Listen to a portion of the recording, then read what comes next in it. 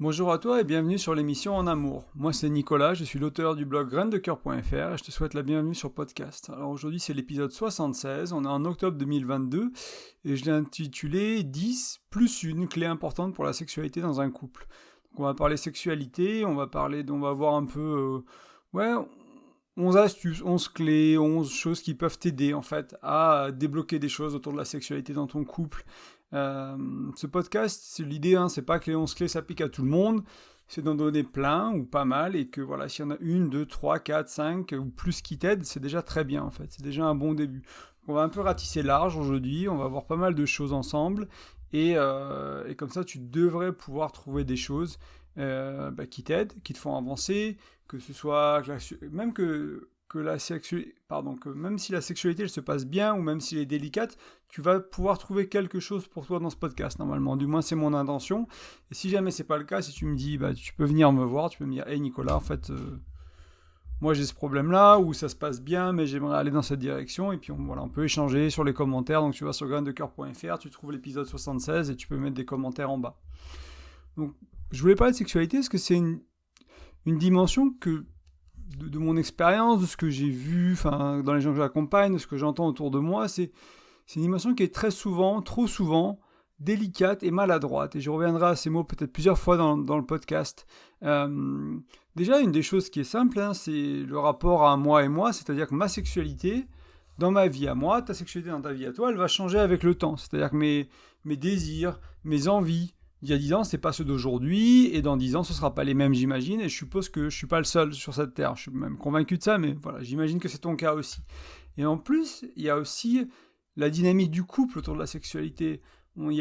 Pour beaucoup, il y a eu la sexualité au début de relation, puis après il y a la relation 1, 2, 3, 4 ans, puis après il y a éventuellement les enfants, puis après il y a l'âge, puis après il peut y avoir des corps qui changent, des énergies qui changent, des manières de vivre la sexualité. Donc il y a le changement de moi, il y a le changement de l'autre, il y a le changement du couple, et ça fait pas mal de choses. Donc déjà, juste ces deux choses-là, trois, si on considère le couple aussi dedans, ça peut être le bordel, entre guillemets.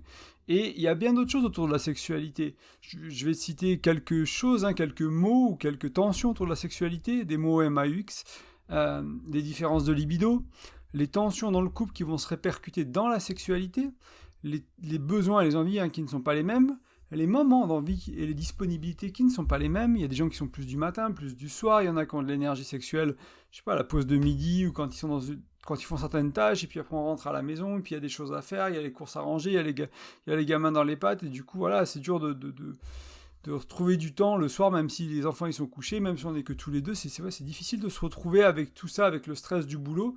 Voilà, il y a beaucoup de choses. Et en plus, encore, on pourrait rajouter que la sexualité, c'est une dimension qui, pour moi, qui demande énormément de vulnérabilité. Parce qu'il y a besoin d'une capacité de se connecter à l'autre. Donc ça va demander une certaine ouverture, un certain accueil, mais aussi parfois de recevoir. Donc on va s'ouvrir à l'autre, on va recevoir l'autre. Et je parle pas des corps physiques, je parle émotionnellement, énergétiquement. C'est bien au-delà de la métaphore physique, on va dire, de la femme qui pourrait s'ouvrir. L'homme aussi a un travail à faire à ce niveau-là, et encore une fois, pas qu'au niveau physique.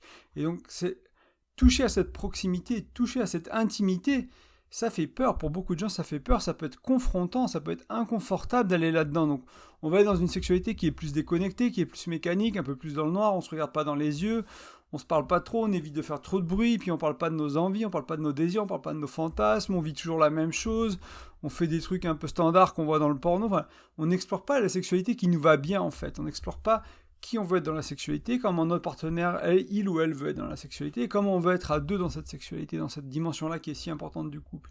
Du coup, l'invitation aujourd'hui, c'est aussi d'en parler de la sexualité, de se dire voilà, c'est important, c'est une dimension du couple. Il y a beaucoup de couples qui se séparent. Pourquoi l'argent, la sexualité, l'éducation des enfants, voilà, des choses comme ça. Et c'est des choses qu'on ne conscientise pas vraiment, qu'on n'apprend pas à faire mieux, qu'on n'apprend pas à entre guillemets satisfaire, que ce soit nourrissant plutôt que satisfaire, vraiment que ce soit quelque chose qui soit nourrissant, qui fasse du bien, qui reconnecte, qui rapproche dans le couple. Et des fois la sexualité elle sépare, voilà. On se juge, des fois il a envie de faire ça, c'est bizarre, ou les mecs ils veulent toujours faire ci, c'est bizarre, ou les nanas ça, etc.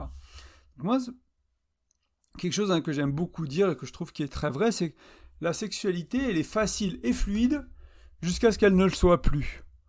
Et pour certains elle ne l'a jamais été. Le problème, c'est quand on a une sexualité qui était facile et fluide au début de relation et qu'on le perd, on ne sait pas comment faire. On ne sait pas comment retourner à cette fluidité, on ne sait pas comment retourner à cette facilité, à quelque chose qui était là, qui était bien, qui était nourrissant, qui était agréable, qui était plaisant. Bien sûr, il y a beaucoup de plaisir dans la sexualité. Et c'est pour ça que je te parlais de délicat et de maladroit en tout début de podcast. Parce que pour beaucoup de couples, il y a une fragilité pour la fluidité dans la sexualité. C'est quelque chose de fragile, c'est quelque chose qu'on peut avoir pendant quelques années, on peut le perdre. Et comme on n'a pas d'outils, comme on n'a pas de concept, comme on n'a pas de référence commune, on n'arrive pas à régler le problème en fait. On se dit que c'est parce que ça fait 2 ans qu'on est ensemble, alors voilà, et puis on vieillit, on a moins de libido. Ça, c'est des conneries. Il y a plein de gens qui, après 5 ans, 10 ans, 20 ans, 30 ans, ont une très belle sexualité. Oui, elle a changé. Oui, elle a évolué. Oui, c'est plus la fougue des premiers mois qui est là.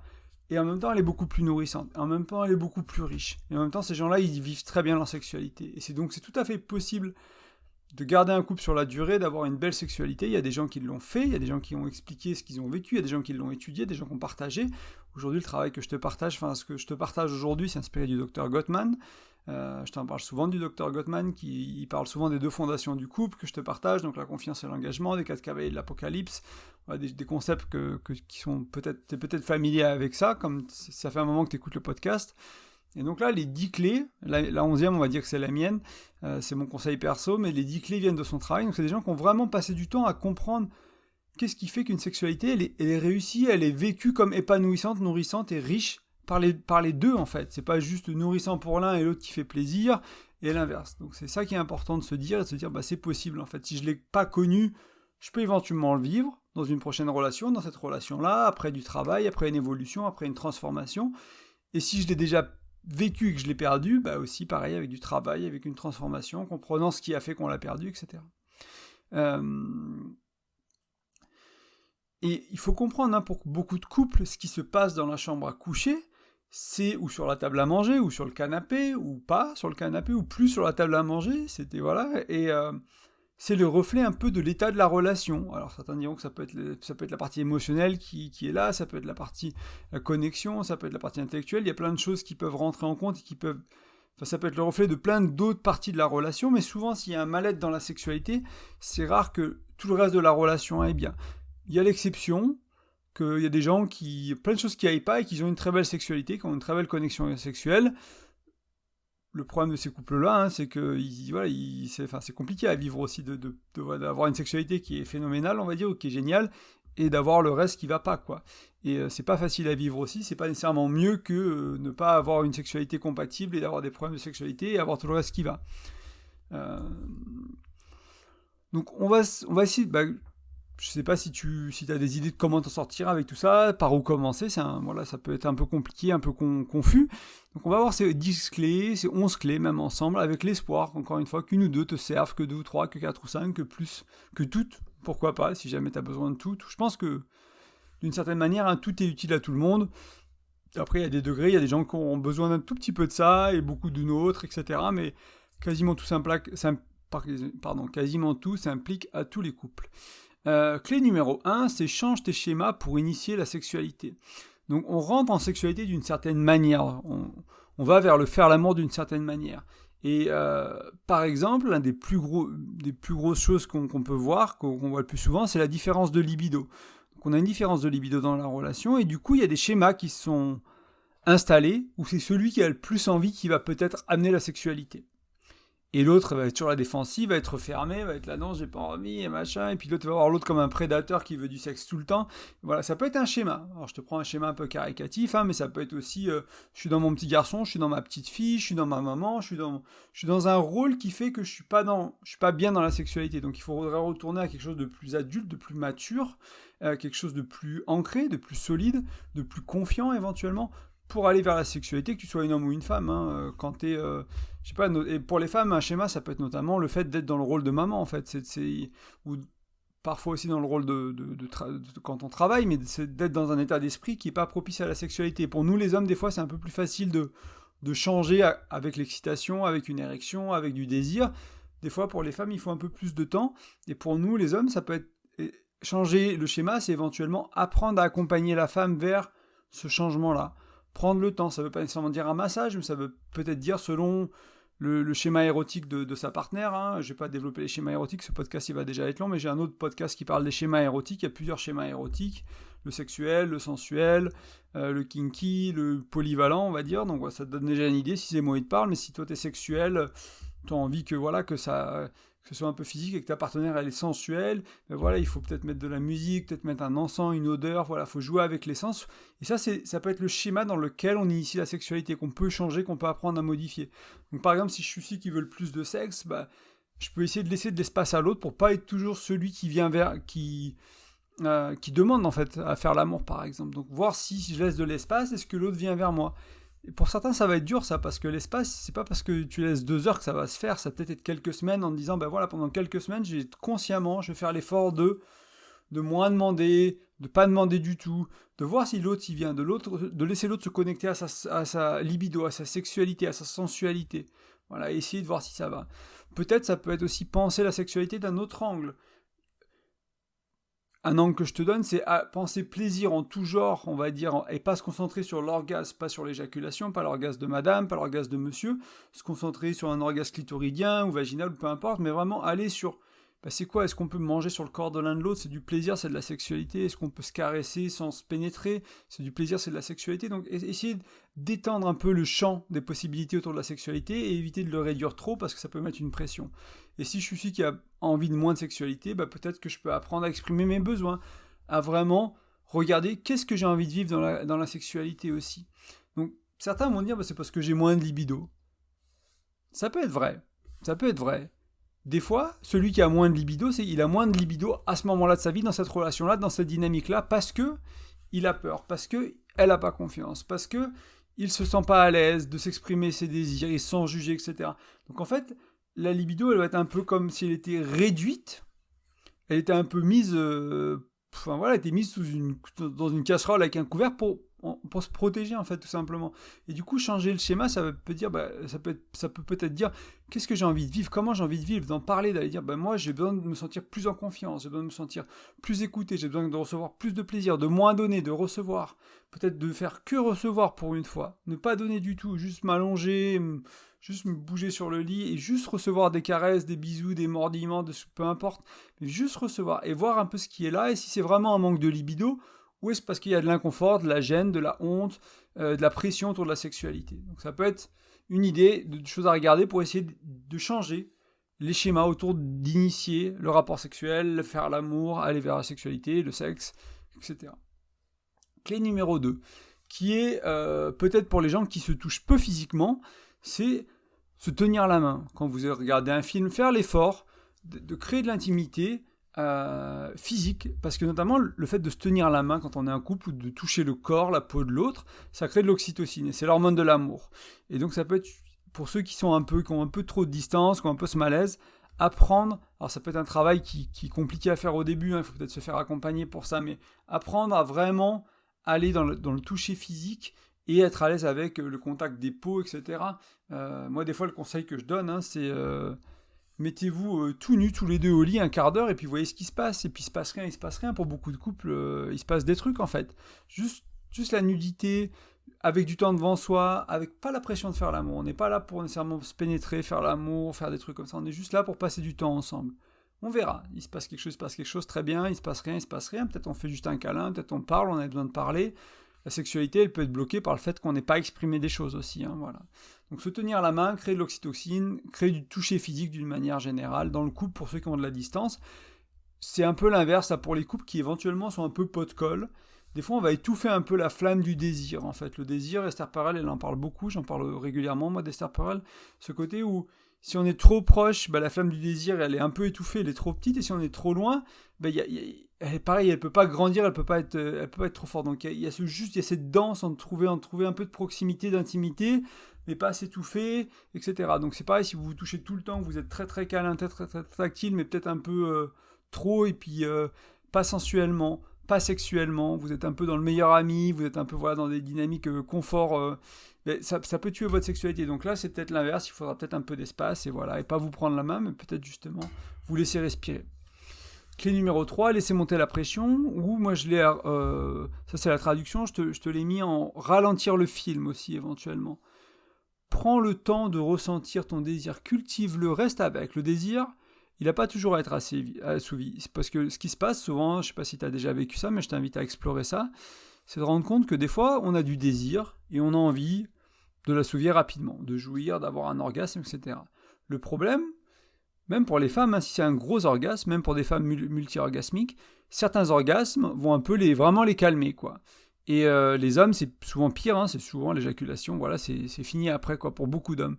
Et du coup, voilà, essayer de vivre dans ce désir, de le cultiver, ça peut être très agréable d'arriver à accueillir le désir et pas justement de pas vivre de la frustration parce qu'il n'est pas, voilà, il n'y a pas l'orgasme qui vient rapidement, mais apprendre à ça. Et donc, tu peux ralentir la partie peut-être discussion, séduction de ton ou ta chérie, le repas, le moment, voilà, où vous rentrez un peu en matière, puis les préliminaires, ralentis tout ça. Fais ça plus doucement, ralentissez chaque étape, vraiment prenez le temps et construisez peut-être une montée d'excitation, mais qui est peut-être, c'est moins des marches de 2 mètres, quoi, c'est moins des sauts, c'est des petites marches, petit à petit. Puis si ça monte trop, on fait une petite pause, on se fait un câlin, on se fait un bisou, on se regarde même pas, on va peut-être s'hydrater, on va boire un verre, voilà, on peut perdre l'érection si on est un homme, etc. On laisse retomber tout ça, et puis on y retourne après, et on voit comment ça se passe. Et on apprend à jouer un peu avec ça, et arrêter de se mettre la pression bah voilà, j'ai une érection, ou elle a envie, il faut le faire tout de suite, puis il faut jouer dans les 10 minutes, et puis ci, puis ça, on laisse un peu tomber tout ça. Clé numéro 4, séparer l'intimité sexuelle de la routine. Donc la routine, si tu as une vie vraiment monotone, ça peut tuer ta sexualité. Si vous faites toujours, tu fais dans ton couple, vous faites à deux toujours l'amour de la même manière, ça peut aussi tuer l'amour. Donc là, l'idée, notamment, que Kamen Gottman, c'est de bloquer du temps dans l'agenda, et on va le voir dans plusieurs clés, c'est un peu quelque chose qui revient souvent, c'est bloquer du temps dans l'agenda et avoir que ça à faire. Donc du coup, on n'est plus pris dans la routine de la vie, en fait, on n'est plus pris dans le quotidien, etc. On se dit, voilà, moi, j'ai envie de passer un moment avec toi, toi, tu as envie de passer un moment avec moi, très bien, passons un moment ensemble, allons dans la sensualité, dans la sensorialité, éventuellement dans la sexualité, dans le faire l'amour, dans la baisse, peu importe, mais on va vers là, et on verra ce qui se passe. Et aussi, dans ces moments-là, ça peut être intéressant de ne pas se mettre la pression de « je dois avoir un orgasme, elle doit en avoir un, il doit en avoir un, etc. » De se dire « on va vivre ce qu'on a à vivre, c'est 1 heure, c'est 3 heures, très bien, c'est une soirée, c'est un week-end. » Voilà, prenez du temps, créez de l'espace, sortez de la routine pour la sexualité. Clé numéro 5, passez du temps à 2. Et donc là, ça peut être quelque chose qui se fait plus pour les couples qui sont un peu vieux, on va dire, qui se connaissent depuis un moment. Faites des jeux, des activités fun, une sortie pour le plaisir, prenez du bon temps en fait, à 2 avant de penser à nécessairement faire l'amour. Trouvez l'espace de passer du bon temps à 2, faites des choses qui vous font du bien. Si vous savez pas, essayez quelque chose de nouveau.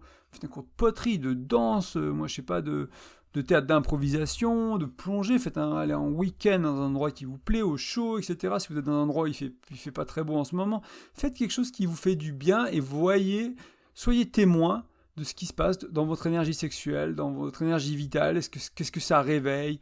Passez du bon temps à 2, rigoler, s'amuser, ça peut réveiller l'énergie sexuelle, ça peut réveiller le désir. Et ça permet aussi de cultiver une belle connexion, une complicité hors de la chambre à coucher. Il n'y a pas que là que c'est important, il y a plein d'autres endroits, c'est important. C'est important quand vous faites la cuisine pour le quotidien, si dans le quotidien il y a des frictions tout le temps, etc., et que vous ne sentez pas une bonne équipe, vous ne sentez pas cette connexion, cette complicité en tant que couple, mais qui vit dans le foyer par exemple, ça va être dur d'être connecté dans la sexualité, parce que déjà il y a ces frictions au quotidien. Donc essayez d'arrondir un peu les angles, de trouver des solutions qui font que ça se passe mieux, et n'oubliez pas les activités, le jeu, le fun. Passez par le corps avec le toucher, clé numéro 6. Donc là, on n'est ni dans le massage ni dans les préliminaires. C'est pas le massage jusqu'à pénétration, on n'est pas là-dedans. L'idée, c'est de jouer avec les sens. Je te parlais il y a 2 secondes de sensorialité, de sensualité. Donc avec le toucher, avec tous les sens, les odeurs, la vue, etc. Et peut-être que s'il y a du toucher physique, pas des préliminaires. On n'est pas là pour exciter l'autre. On est là pour découvrir, on est là pour rencontrer. Que ça fait sur le genou, c'est comment, si je touche là, l'arrière de la cuisse, l'orteil, la nuque, oui, les seins, oui, les fesses, mais pas que. Et aller ailleurs et voir comment c'est, qu'est-ce que c'est, comment je le sens, comment je me sens. C'est quoi, ça fait quoi de donner, ça fait quoi de recevoir. Du toucher bienveillant. Vraiment, vraiment dans la bienveillance et sans intention de donner, sans intention de recevoir. Si tu reçois, si tu donnes, cherche pas à exciter, cherche pas à donner une branlette ou autre chose. Voilà. Juste caresse, touche tout doucement, sens tout doucement, voilà. Joue avec ça tout doucement. Encore une fois, ralentis le film, prends le temps, explore. Peut-être qu'il y a des choses que vous saviez pas que si tu mets ta main comme ça, à cette lenteur-là, on sent plus. Des fois, quand on va plus doucement, on sent plus. Des fois, quand on va vite, c'est trop stimulant et le corps, il n'a pas le temps de vraiment nous donner l'essence, on va dire, de ce qu'on est en train de recevoir. Il va nous donner une approximation du toucher qu'on reçoit parce qu'il y a trop, c'est trop stimulant, c'est trop. Donc, en ralentissant, on va découvrir plein de trucs. Donc, encore une fois, c'est voilà, l'invitation à prendre du temps, à la sensualité, les yeux bandés, pourquoi pas, les yeux ouverts, le noir, la lumière, dans la nature. Voilà, jouer un peu tout ça, mais avec de la lenteur et du toucher qui n'est pas sexuel, qui n'est pas pour prendre, qui n'est pas pour se servir, c'est pas pour plotter, c'est pas pour attraper, c'est pas pour juste caresser, juste toucher, recevoir, donner, partager, en même temps, l'un après l'autre, peu importe. Clé numéro 7, apprendre à être vulnérable émotionnellement dans l'intimité sexuelle. Donc là, ça peut être plein de choses, mais ça peut être notamment parle de tes fantasmes, parle de tes fantaisies, de tes envies, de tes désirs. Et à l'inverse, parle de tes peurs, de ce qui est compliqué, de tes douleurs. Il y a beaucoup de femmes qui ont plein de douleurs dans leur corps, dans leur vagin, à l'entrée, à la sortie, dedans. Elles l'ont pas exploré, elles savent pas à quoi ça ressemble, elles savent pas ce que c'est, elles savent pas pourquoi, elles savent pas si c'est normal. Il y a plein de peurs dans la sexualité, il y a plein de choses qui se jouent, qui sont dans le corps physique et qui sont dans la tête aussi. Donc parlez des deux, parce que c'est facile de dire bah ouais, moi j'aimerais faire un 69, j'aimerais faire ci, j'aimerais faire ça, mais qu'est-ce que je vis, qu'est-ce que j'ai mal, ça fait quoi quand je perds mon érection, que je suis un homme, ça fait quoi quand on le fait trop vite et que moi aussi ça me fait mal en tant que mec, ça fait voilà, parlons de tout ça en fait. Parlons de tout ça, posons tout sous la table. Et c'est aussi, donc il y a aussi cette communication, cette ouverture émotionnelle et pas que en dehors de la sexualité, mais c'est aussi pendant le faire l'amour, pendant que vous faites l'amour avec ton ou ta chérie. Qu'est-ce que tu vis ? Est-ce que tu as besoin d'une pause ? Est-ce que tu as besoin de pleurer ? Est-ce que tu as besoin d'un besoin de connexion, d'une tendresse ? Moi, des fois, on m'a dit, non, un mec, ça pleure pas pendant qu'on fait l'amour, enfin, pendant qu'on est en train de faire l'amour, là, tu pleures pas ? Ben ouais, si je suis touché, si j'ai envie de pleurer, enfin, est-ce qu'on peut l'accueillir, ça ? Est-ce qu'on peut faire une pause ? Et on reviendra à la fougue, on reviendra à d'autres choses plus tard, on reviendra à faire l'amour plus énergétiquement, on va dire plus tard, mais là, moi, je suis pas dedans, je vais pas... Voilà, donc c'est apprendre à accueillir, à exprimer, à accueillir l'autre, à m'exprimer, à laisser l'autre s'exprimer, à accueillir. C'est pas parce que moi j'ai du désir et que je brûle de désir et que j'ai envie de pénétrer, etc., que je dois pas accueillir ma chérie et inversement. Voilà, ce genre de choses-là. Apprendre vraiment à cultiver la vulnérabilité émotionnelle et donc la connexion, et donc l'intimité, et aller dans des couches de plus en plus profondes. Et ce qui va vraiment, ça qui va rendre votre sexualité nourrissante, notamment. C'est l'un des éléments qui va rendre votre sexualité plus nourrissante, c'est cette connexion qui n'est pas que sexuelle, qui n'est pas que des orgasmes, des fois qui sont assez même si des orgasmes qui peuvent paraître forts, un orgasme clitoridien, une éjaculation, c'est pas des très gros orgasmes en fait sur l'échelle de l'orgasme, et ça rassasie pas, c'est pas ça qui nourrit. Souvent on en veut plus, on en reveut derrière, on veut le faire plusieurs fois par jour, alors que des fois si on fait bien l'amour, même si on jouit pas, des fois ça nous nourrit pour plusieurs jours en fait. Et ça peut être intéressant de le savoir, ça peut être intéressant de l'observer, de jouer avec ça, de se rendre compte que peut-être c'est pas que éjaculer, peut-être que c'est pas que jouir, peut-être qu'il y a d'autres choses qui font du bien et qui amènent dans une sexualité très différente. Cultiver la curiosité autour de la sexualité. Donc là, on en a parlé un peu, la routine, ça peut tuer ta sexualité, mais ça peut être curieux. Donc là aussi, c'est une invitation à explorer d'une nouvelle manière, le donner, le recevoir, partager un moment ensemble. Il n'y a pas besoin, la clé 9, c'est varier les plaisirs, donc je vais parler de ces deux choses-là à la fois. Il n'y a pas besoin d'objets sophistiqués, ça peut aussi, ça peut être des sextoys, ça peut être plein de trucs qui vont faire que vous allez avoir une curiosité et vous allez varier les plaisirs, mais en même temps, la pulpe du doigt, le coude, le nez, les poils de barbe, le talon, enfin voilà, il y a plein de choses à faire, il y a plein de parties du corps qui peuvent être intéressantes, et la curiosité, ça permet aussi un peu d'honnêteté, ça permet aussi un peu plus de connexion, de dire moi en fait j'ai vraiment envie qu'on fasse ça, j'ai vraiment envie qu'on explore ça dans la sexualité, j'ai jamais osé, mais l'orgasme du point G, l'orgasme prostatique, cette pratique-là, cette position-là, je l'ai vu dans un truc l'autre jour, j'ai entendu une amie qui m'en parlait, j'ai trop envie d'essayer, enfin peu importe en fait. Mais vraiment, et c'est aussi une invitation à casser ses schémas toujours et à aller vers une sexualité qui est différente et se dire, c'est pas parce qu'on aime faire l'amour comme ça aujourd'hui, peut-être on a quelques manières que ce sera comme ça qu'on aime faire l'amour tout le temps et que c'est la seule manière de laquelle on aime faire l'amour. Il y a peut-être plein d'autres manières, peut-être plein d'autres choses, au moins quelques-unes, et ça vaut le coup de changer un peu régulièrement avant qu'on s'ennuie, avant que ça devienne un peu routinier. Avoir conscience que la sexualité c'est bien quand c'est différent, quand c'est varié aussi, et vous pouvez toujours revenir, tu peux toujours revenir avec ta chérie, ton chéri, à ce que tu connais, à ce que tu sais qui fait du bien, à cet orgasme-là qui fait du bien, qui fait des fois est nécessaire, etc. Et voilà, c'est disponible tout le temps en fait, entre guillemets, il y a plein d'autres choses qui le sont aussi. Et encore une fois, l'idée là c'est ralenti. Si tu fais des préliminaires de 5 minutes, pourquoi pas une demi-heure. Si tu fais 10 minutes ou un quart d'heure, pourquoi pas 1 heure. Si tu fais 1 heure, pourquoi pas 3 heures. Voilà ce que ça fait. Dites-vous, on a 3 heures devant nous, pas de pénétration, pas d'orgasme. Le reste on joue avec.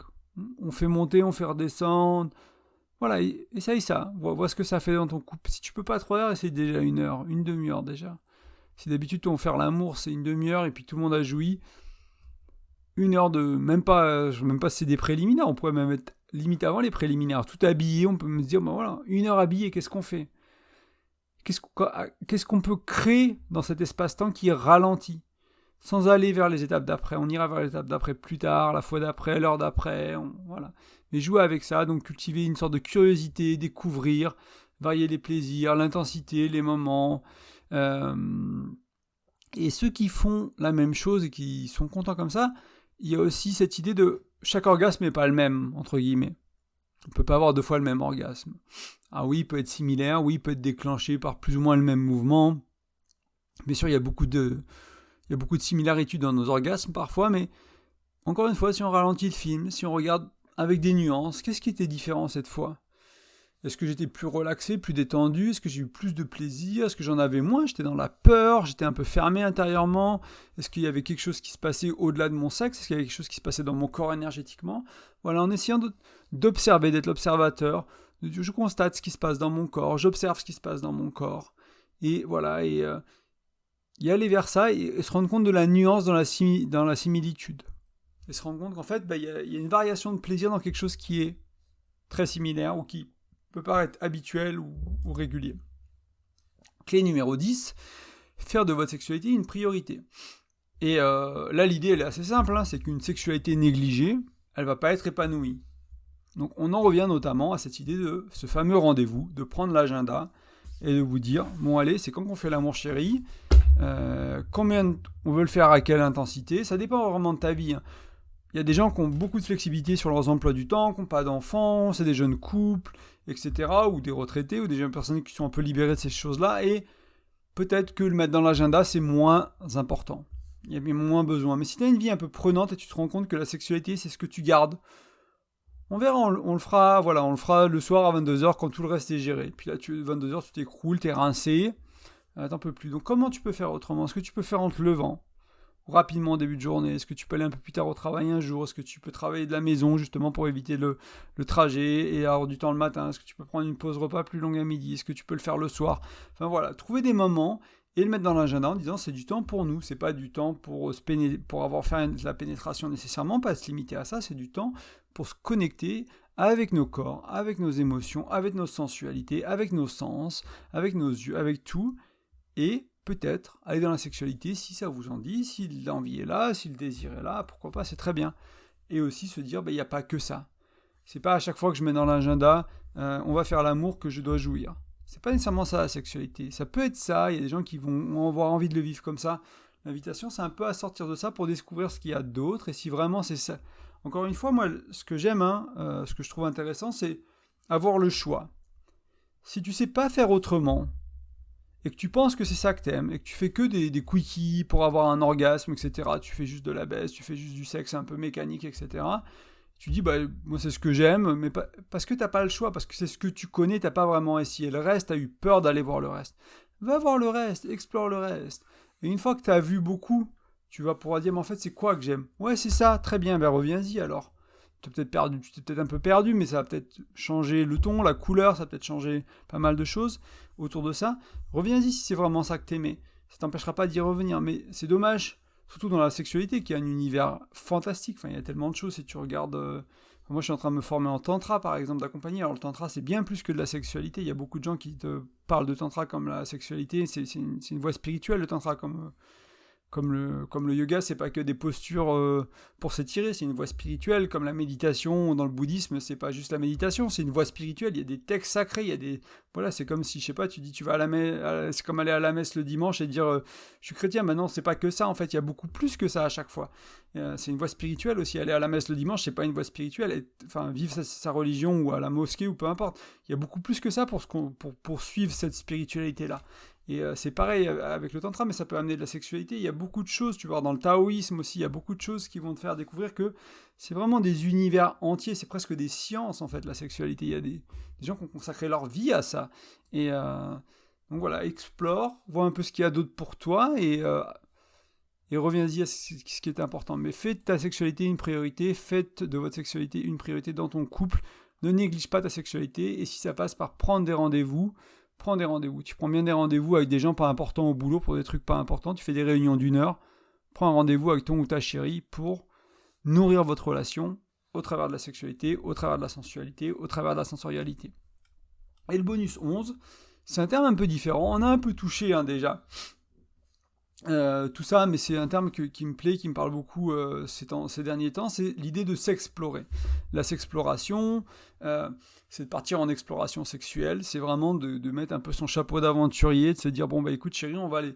Voilà, on va essayer des nouveaux trucs, on va mettre le doigt là, ça fait quoi si je mets là, ça fait quoi si j'appuie ici, on n'est pas nécessairement dans la stimulation, on n'est pas nécessairement dans la recherche de plaisir, on peut être aussi dans appuyer là, ça fait mal. Ah ok, ça fait mal si j'appuie un peu plus, ça fait mal si j'appuie un peu moins, ça fait quoi si je laisse le doigt? Est-ce que la douleur elle passe? Est-ce que la douleur elle reste? Est-ce que la douleur elle irradie? Est-ce que la douleur elle reste? Notamment pour les femmes, il y a beaucoup de travail qui peut se faire au niveau du vagin, l'entrée du vagin, etc. pour vraiment aller ressentir les parties qui font mal, les parties qui font moins mal, et un peu guérir certaines blessures, aussi c'est sensibiliser certaines zones comme la prostate pour les hommes aussi, la zone G pour les femmes, le point G, etc. C'est des zones qui ont besoin d'être stimulées pour être actives si elles ne sont pas actives chez les gens. Et du coup la sexploration ça peut être des moments où encore une fois on peut aller vers la prostate par exemple pour un homme, on peut aller vers le point G pour une femme, mais il y a tout le reste. Il y a l'extérieur, il y a les contours, il y a l'intérieur en bas, l'intérieur en haut, les côtés. Des endroits où on ne va pas nécessairement. Ça peut être intéressant d'apprendre en fait à connaître son corps pour la femme et pour l'homme déjà, d'avoir une connaissance de son sexe, de ses bourses, de son périnée, de l'anus, de tout ça. Pareil pour la femme, d'avoir une connaissance du terrain, entre guillemets, de l'avoir exploré, de l'avoir touché soi-même, d'avoir quelqu'un qui le touche et qui l'explore, mais de manière bienveillante, tendre, et encore une fois, pas nécessairement dans la recherche de plaisir. On n'est pas que là pour rechercher le plaisir, on est là pour ressentir ce qui se passe, honorer toutes les parties de notre corps, toutes les parties sexuelles de notre corps, ça peut être aussi des orteils jusqu'aux cheveux, en passant par l'arrière des oreilles, il y a des gens qui ont des orgasmes par la nuque, par les oreilles, il y a plein de manières d'en avoir, c'est pas que sur les parties génitales, l'orgasme, ça peut être énergétique, ça peut être à plein de niveaux, et du coup c'est un peu exploré, voilà, à ce niveau-là, il y a pas mal j'ai peu de contenu moi encore là-dessus, j'en ferai peut-être plus tard si ça t'intéresse, autour de la sexualité, de ce que je vais découvrir en tantra, dans l'accompagnement du tantra pour les couples, pour les individus, spirituellement et autour de la sexualité. Si jamais c'est des choses qui t'intéressent, n'hésite pas à me le faire savoir pour que je fasse plus de contenu à l'avenir là-dessus. Au fur et à mesure que je découvre, au fur et à mesure que j'apprends, il y a des choses que je peux partager, des choses que je sais déjà, mais peut-être que c'est peut-être encore un peu tôt pour en parler. Je vais d'abord le digérer, te ramener ça plus tard. Souvent, ce que je te partage sur l'émission En Amour, sur le blog Graines de Cœur, c'est des choses que j'ai intégrées dans ma vie à moi, en fait. C'est pas juste quelque chose que j'ai trouvé bien dans un livre et je te le dis, c'est vraiment des choses que j'ai intégrées dans ma vie à moi. Donc j'aurais beaucoup plus à partager sur la sexualité et sur des choses comme ça, et donc n'hésite pas à me le faire savoir. Mais là, on était sur la sexploration, et je relis mes notes pour être sûr que j'ai rien oublié, parce que je suis parti un peu sur une tangente.